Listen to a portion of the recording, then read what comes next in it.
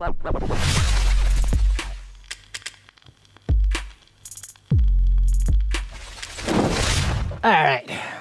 Hey guys, what's up? It's Joe. Morning coffee. Cheers.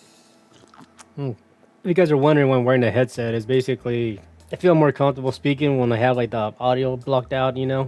My house can be kind of busy and, you know, people talking or whatever can distract me, so cancel the noise out. And also I got my mic hooked up to my mouthpiece here. That way I have like the lavalier more closer to my mouth so I can get a better audio sound, right? Stupid face for the thumbnail. I seriously don't know who started the whole stupid face thing for the thumbnails, but I definitely something I like to take a piss at. Now, I already talked about my Roccat Nyth Mouse. This guy is definitely the top of my list when it comes to editing, right? And I want to make that specific that this is my favorite tool to use for editing. Not only is like the macros on it and the design of it is comfortable, you know, for me.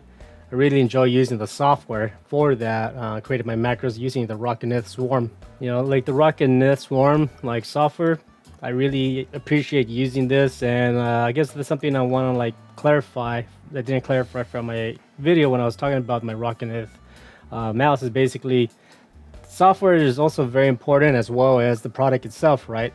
If this mouse was designed the way it is exactly, but it had a very shitty software that doesn't work, I probably wouldn't like it as much, right? Because I mean, if what's the point of having a good product, you know, a hardware, if like the software itself is shit, you know, you can't program stuff, it doesn't work, it's buggy as fuck, you know, it just breaks down, it freezes and all that stuff. So I want to make that clear that along with the mouse, the physical item, the software of it is top notch, right? And I want to just say that. So all right, so now that being said, I want to talk about my keyboard. You know, I recently discovered that like building your own keyboard is a thing, right? And like I think that's pretty cool. You know, yeah, people like, you know, creating, you know, their tactiles out of wood and I don't know what, and you know, you got like people using different colors for the keys and all that shit. And you know, I think that's really cool. You know, it's like definitely is a massive personal preference when it comes to like what you want out of a keyboard, right? All right, so the keyboard that I have that I'm using is the K95 RGB Platinum mechanical gaming keyboard with Cherry MX Speed keys, and it's black, right? And yes, it's a nice keyboard, that's for fucking sure, right? There's no doubt about that, that it's a nice keyboard. If you guys want to know more about this keyboard, you know, definitely check out Paul's videos. I have the link in the description, and he goes more into it, like the details about it and all this stuff. You know, he gives on a good full-on review about it, but I'm just going to give you my overall opinion of this keyboard and how it works for me, right? So when I'm talking about this keyboard, I want to talk about specific things that works for me about this keyboard, right? So in other words, you know, if this keyboard broke on me, I wouldn't go out of my way to buy another one.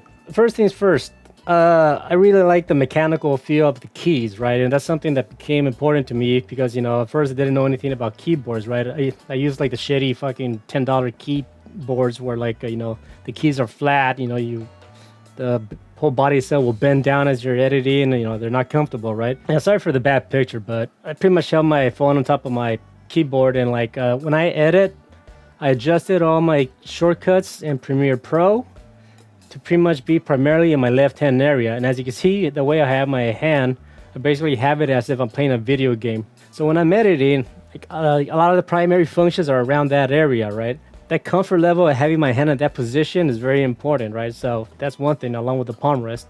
Another thing I do like about this keyboard is basically the ability to customize the backlighting of your keys, right?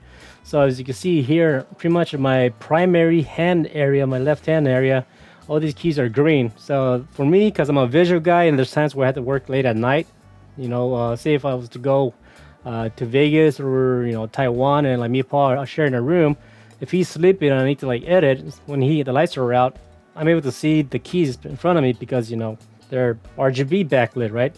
So having like the keys here, the primary ones that I use the most in green, that helps me to pretty much assign what commands I want where because they're closer to my hand, right? And the purple ones here, they're kind of like the secondary ones where I have to like kind of like reach over there with my, you know, pointing finger to get to them. And then the red, I just have them as red because they're kind of like, they are important, but like, you know, there's stuff where I may press just once or twice while I'm meditating, so it's not major, right? But they are there, so I know where they're at. They're, you know, it's just all a visual thing for me. Pretty much adjusting the colors to how I need them is helpful for me to edit. This is the Corsair IQ software, And like when I first started messing with this, honestly, I did not like it. I'm not gonna lie. I just feel like this keyboard comes with so much shit that's not necessary as fuck. You know, for me, I just don't care for it. When it comes to like working with peripherals, when it comes to editing, software is also important, right? Just like software is important to you to pick that you prefer to edit your videos with. The kind of software that comes with the peripherals, I think is just important, right? So in other words, if you discover this software works for you, you like the way how it works, you know, the layout of it and all that stuff, then maybe most likely you're gonna end up using like peripherals that work with this software, which is many Corsair products, right? So you can see here pretty much like here's a layout, and like, you know, creating the lighting effects is not that big of a deal. I think it's actually pretty easy, you know. You can do it on the fly, I can make one. You know, this shit's garbage. Go static color. Let's just go with, just say orange, and you can select by clicking and dragging the keys that you want, and like there you go, right? Pretty much now, as you can see, like the keypads here, they turned orange, just like the software, and it updates automatically, right? Now this area here, kind of like, it works kind of like as a layer effect, right? So like, what that means, if I was to move this here in the bottom, because the red is on top of here selected, it kind of overshadows like the orange color that I just selected. So I move this over, it's on top of the red. There you go, right? Because only these are selected purple and only these are selected green, so it kind of works in a stacking order. It's kind of weird, so that's something that I had to learn about when I was editing or using the software, right? It goes in a stacking order. The need of using good software itself, right? And I think that's something that I guess doesn't get brought up a lot with a lot of like reviews when it comes to like, you know, say gaming mouse, you know, keyboards and all the shit. It's basically the software itself. You know, they're like, oh yeah, it's RGB, you know, fucking waves and all that shit, but you know, it's crap I don't care about. You know, so like I said, the software for this thing at first sucked ass. I did not like it. The new software now, the IQ, is definitely way better, right? So if you want to get a keyboard from Corsair and have a good software, I like it now. That's for damn sure. But for me personally, I really like the layout of the Swarm software for my mouse. It's just way easier for me to like record my macros and keep everything organized. I do like this software a lot. And if I had a keyboard, it'll appear around here, then I'm able to like, you know, adjust myself. But obviously I don't have a keyboard. But if I had a keyboard, I'm pretty sure, you know, I can do the color correcting and all that shit and all that. I wouldn't mind just sticking to this software instead of messing with another software, right? So I want to end the video with that.